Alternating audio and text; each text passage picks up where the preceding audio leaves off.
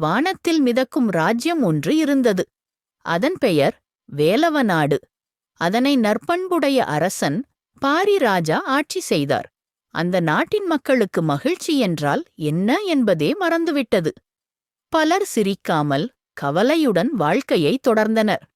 அரசர் இதனால் மிகவும் வருத்தமடைந்தார். அரசருக்கு ஒரு அழகான துணிச்சலான மகள் இருந்தாள். அவள் பெயர் மணிமேகலை. அவள் மலர்களோடு பேசுவாள், வண்ணத்துப் பூச்சிகளோடு நடனம் ஆடுவாள். அவளுக்கு மோட்டு என்ற குரங்கும் பபுளு என்ற முயலும் நண்பர்களாயிருந்தனர்.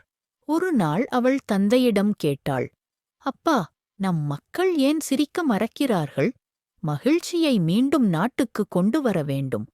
அப்போது பாரி ராஜா மகளிடம் ஒரு மர்மக்கதையை சொன்னார். கந்தர்வ காடு எனும் மாயக்காட்டின் நடுவில் மகிழ்ச்சி முத்துமலர் என்ற ஒரு விசித்திர மலர் இருக்கிறது. அந்த மலரை யார் கண்டுபிடிக்கிறார்களோ அவர்கள் நெஞ்சத்தில் என்றும் மகிழ்ச்சி குடிகொள்கிறது என்றார். மணிமேகலை உடனே முடிவு செய்தாள். நான் அந்த மலரை கண்டுபிடிக்கப் போகிறேன். ராஜா தயங்கினார். ஆனால் மகளின் உண்மையையும் அன்பையும் நம்பி அனுமதியளித்தார். உங்கள் இதயம் உண்மையா? அன்பு நிறைந்ததா? அது இல்லையெனில் நீங்கள் முத்துமலரை காண முடியாது. அவர்கள் பல சோதனைகளை கடந்து செல்ல வேண்டியிருந்தது. முதலில் பொய் பேசும் நதி. அந்த நதியில் நின்றவர்கள் உண்மை மட்டும் பேச வேண்டும். மணிமேகலை தன்னுடைய பயங்களை நதிக்குச் சொல்லி உண்மையை பகிர்ந்தாள். அடுத்ததாக இருட்டு மரங்கள் சூழ்ந்த பாதை. அங்கு தீய நிழல்கள் பயத்தை ஏற்படுத்தின.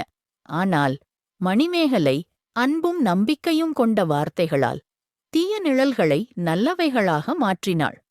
இறுதியாக அவர்கள் ஒரு சுழலும் ஒளிமயத்தில் மகிழ்ச்சி முத்துமலரை கண்டனர்.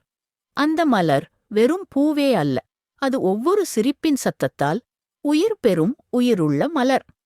மணிமேகலை மலரை எடுத்து அரண்மனைக்கு கொண்டு வந்ததும் அந்த மலர் பூந்தோட்டமாக பறந்தது. நாடு முழுவதும் மகிழ்ச்சி சிரிப்பாக ஒலித்தது. மக்கள் சந்தோஷத்துடன் வாழத் தொடங்கினர். பாரிராஜா மகிழ்ச்சியில் நனைந்தார். மகளுக்கு மகிழ்ச்சி தேவதை என பட்டம் அளித்து அவளை நாட்டு மக்களின் அரசியாக்கினார்.